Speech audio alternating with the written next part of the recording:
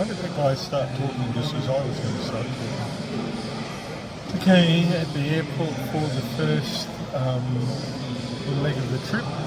First to Sydney, then we go Sydney to Santiago, and then Santiago to Buenos Aires.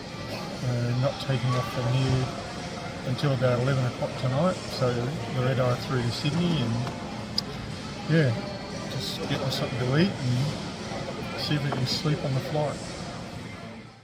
So it's grab a bite to eat and wait to board the infamous Sydney red eye. Once in Sydney, we'll have to figure out where we have to be to get the Santiago flight. We have a few hours, so no stress. Okay, that's the first leg done in Sydney. We have to swap terminals to get our next flight to Santiago in Chile. And the bus transferring over to the international terminal. Sun's just rising. It's about 6:30 in the morning.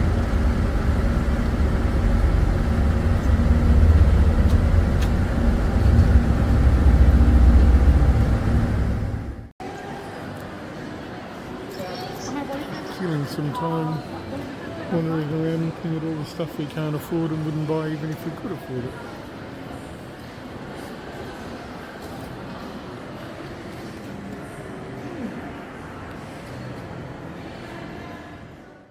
Gate 33. Okay, we finally have a gate number for our flight, so we just had a cup of tea and shift over to our gate. And we're off in about an hour. It's a 12-hour flight to Santiago from here. And we'll cross the international date line, which I haven't done before.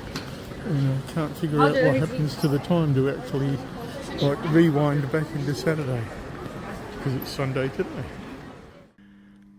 The more or less Great Circle flight route took us a long way south towards Antarctica. It was dark, so nothing to see anyway. If you look at a view centred on the route, it doesn't seem so extreme. Pretty straight between Sydney and Santiago in that view. Okay, it's the second leg over in Santiago, and just looking for a flight to Buenos Aires. It's sort of funny because we left Sydney at about 1 o'clock on Sunday afternoon, and we are in Santiago in Chile at about 11 o'clock on Sunday morning. Went after midday. Hmm. You said when? Oh, what ifs? So it's our last flight over to Buenos Aires. Then we've got to go through immigration, pick up our bags, get the taxi to the hotel and crash. Taking off from Santiago, it's on a plain nestled up against the Andes Mountains. One day maybe we'll get back and have a closer look at the area.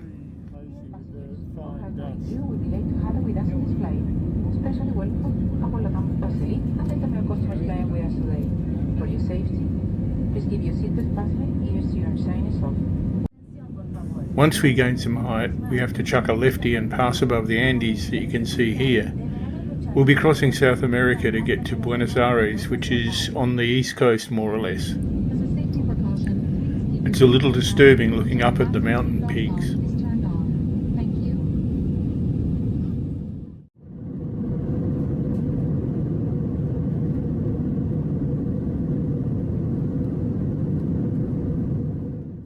The mountains are rugged and the valleys are dry, with the occasional river fed by the snow.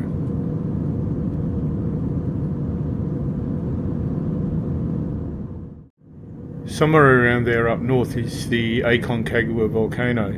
You can see the clouds banking up on the Argentinian side of the mountains.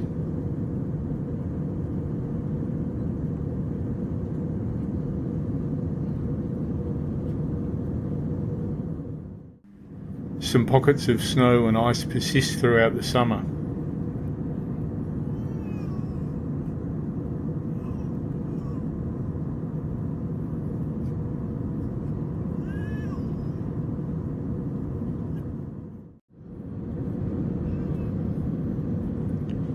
almost into Argentina.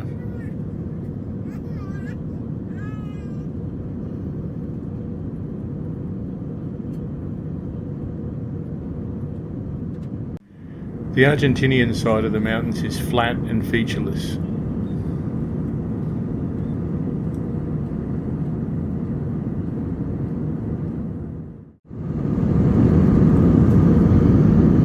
Once you cross the mountains, it's pretty flat.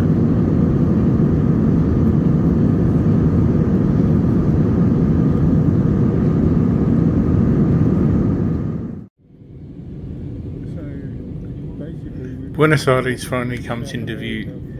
This is the end of the Rio Plata and the mouth of the Paraná and Uruguay rivers.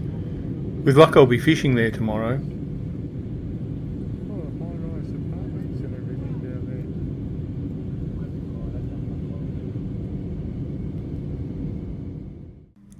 Looks like we're lining up to land at the City Aero Park, which is like the domestic airport for the smaller jets.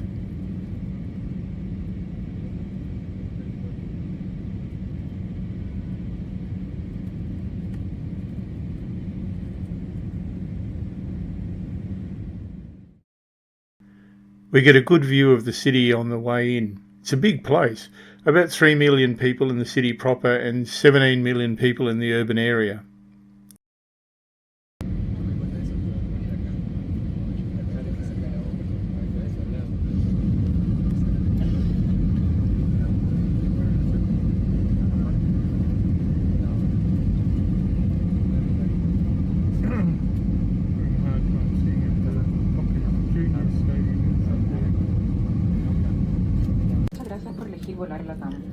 It's funny to see the Rio Plata so close as we taxi to the terminal. Estimados pasajeros, les reiteramos la información y les pedimos su colaboración para mantener un óptimo peso y balance del avión. This is in Argentina, about as Australian as it gets. The joke is the Outback Steakhouse is an American thing. So we have arrived. We've landed at the little city airport, which is interesting. So we've got to do immigration, bags. See, I'm learning to keep my finger out of the thing. And then off to the hotel and crash. Welcome to the very small biff.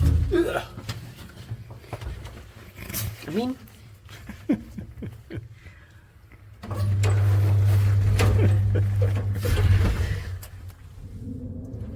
That's it. We finally made it to our little 3-star hotel that we've stayed in before. And it was quite right. But this room's got a balcony. Got a bit of room this time. Yeah, so jet lag to the max. Basically going to crash.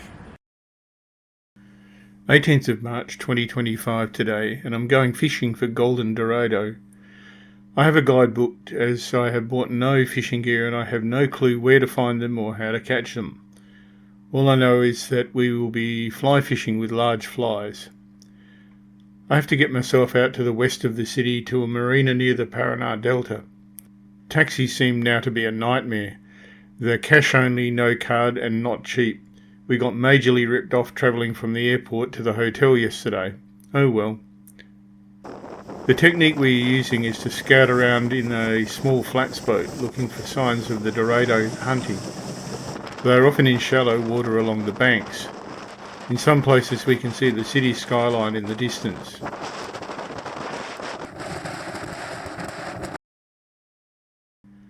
I have to learn the technique. Joaquin, my guide, is a firm teacher. He demonstrates the technique and I have to copy. It's unlike anything I've done before. Lift and cast, hardly any stripping, smack the fly down. It's brutal and by the end of the day I'll be a wreck.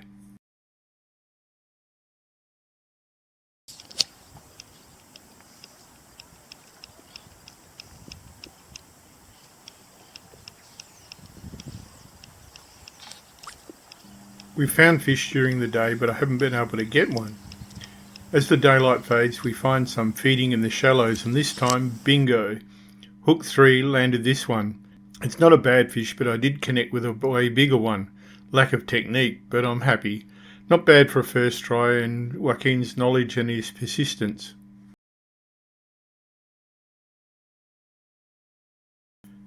The next day it's tour time again. We're off back to the Paraná Delta to do a boat cruise in comfort from the old port of Tigre, which means tiger. Used to be a lot of jaguars there in the old days. I think there are none now. Guess what? We're doing the bus thing again. And just doing an experiment here to see if it picks up the sound from the phone headset. Down to the Tigre River, which I think is close to where I was yesterday.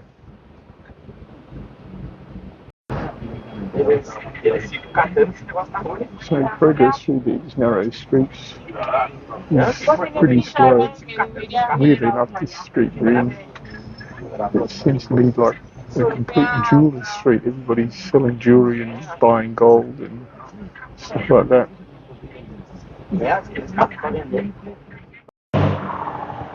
Just doing a quick stop by the River Plate Stadium. Oops.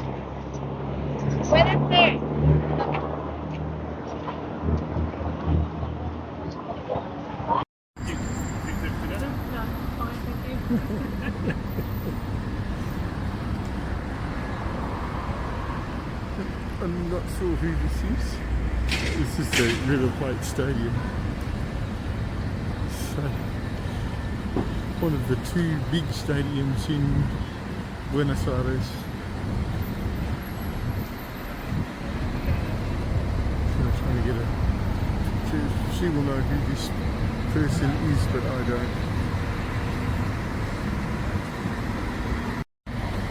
Given how big proper football, otherwise stupidly known as soccer, is in South America, this stadium holds over 80,000 people and is the biggest in South America. All the merchandise there. This is a huge big club. One of the biggest football clubs in the world. It's about 30 minutes drive to Tigre. What do you mean, where's Tigre?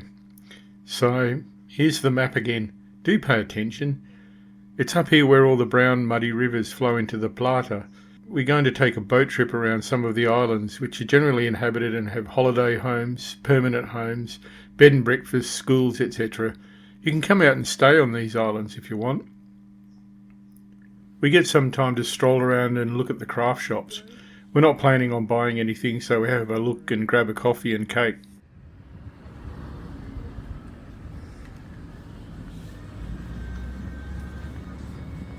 All the handicraft shops and everything. And snazzy bead curtains.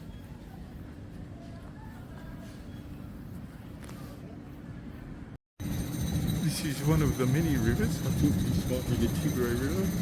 And the boat there, according to Joaquin, the fishing guide, is one of the ferries, effectively basically like a bus in this area where there's all these rivers and islands, etc, etc.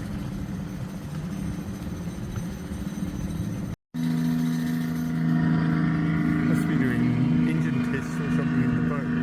It's quick.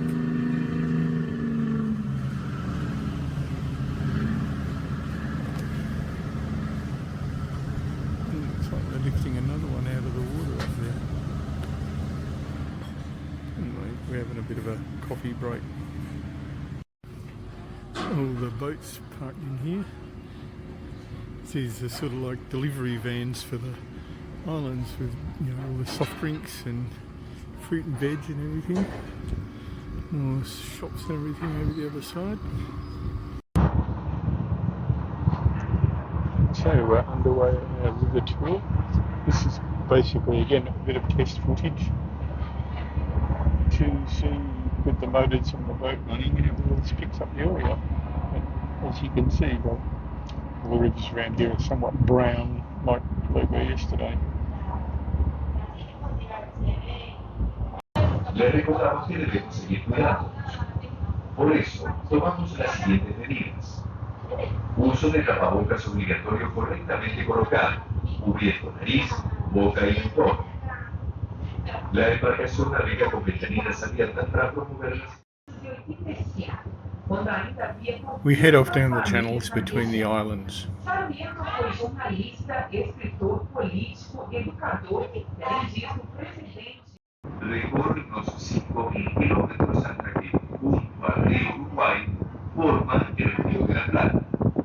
Aunque realmente es un estuario, con sus 240 kilómetros en su desembocadura y 300 kilómetros de largo, es conocido. The houses vary in quality and size, often from island to island. There are quite a lot of nice houses, and on some islands just shacks. Yesterday we stopped at Joaquin's Island shack for some lunch. It was basic but nice. Essas várias figueiras que podemos ver na vegetação próxima a algumas ilhas. El río de Paraná es uno de los más grandes del mundo y además tiene varias peculiaridades.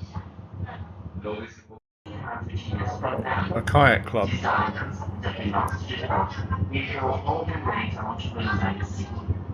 O delta do Paraná é dos maiores do mundo, mas também tem outras peculiaridades.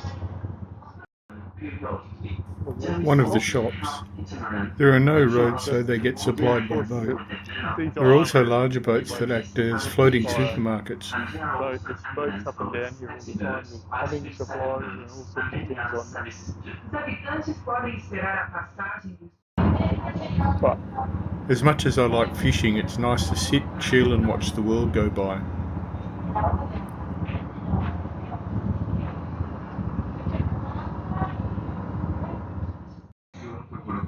We saw quite a few of these rowing skiffs. It would be the equivalent of a bicycle but for water. Good for a bit of shopping. Covered in the front. In the Delta before being president, but there's now only 2.5 left. He made three. Reed beds like this are home to a lot of fish, and they're where the Dorado hunt. Similar to where we were fishing yesterday, we were fishing not far away from here, but not here. They just mentioned also on the peninsula that they had supermarket boats that come in. The drinking water for most of these houses is either bottled water or rainwater. The river water is filtered and used for washing and the gardens. Most of the houses have mains electricity, mobile phone service and the internet. Yeah, they have mains power, internet, telephone. Aqui começa trecho do rio Another mais tour boat conhecido como coming through the other way. It's pretty squeezy through here. do rio Sarmento, Santa Rosa e Abra Berra. Esta sección del verde es un pequeño vecindario rodeado de canales del río. Cada casa tiene su propio muelle. Descender nas docas e fazer caminhadas pelas trilhas do bairro. Observar as aves, comer restaurante, abrir navio e apreciar a natureza. Restaurant right on the river.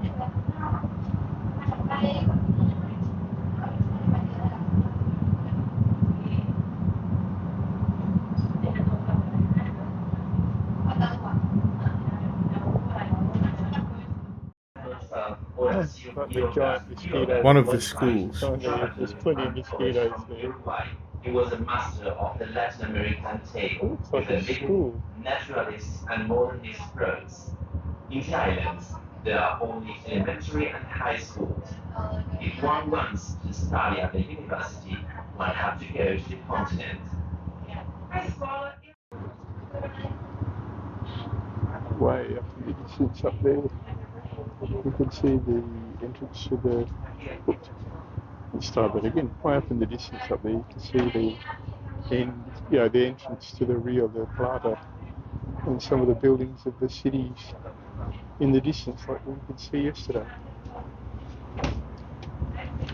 But here is sort of one of these river trucks. It's got all sorts of plumbing supplies and stuff in.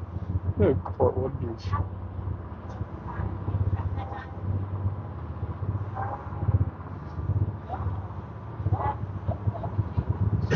Boats. Oh, the camera along the river here.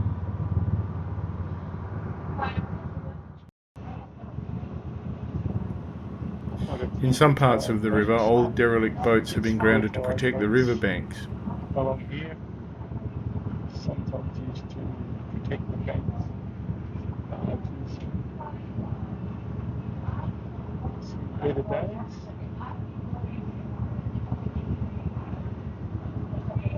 Great.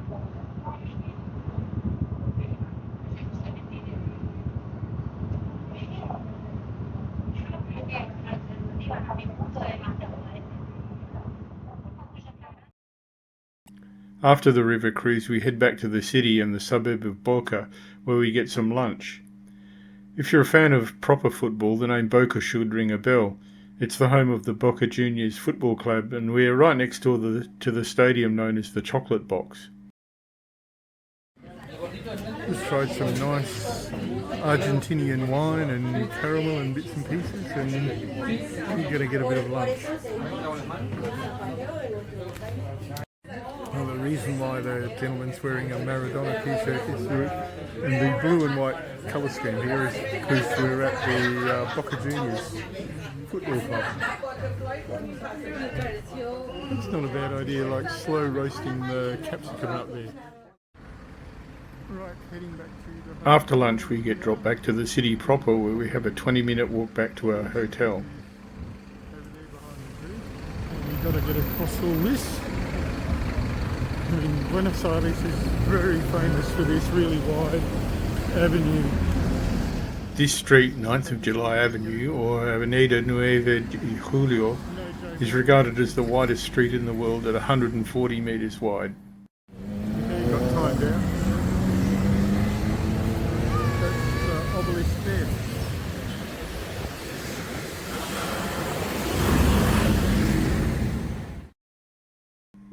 We've used our buffer days in Buenos Aires that we included in our schedule in case of strikes or any other problems. Tomorrow it's aeroplane time again as we head south to Ushuaia, where we'll board our ship to Antarctica.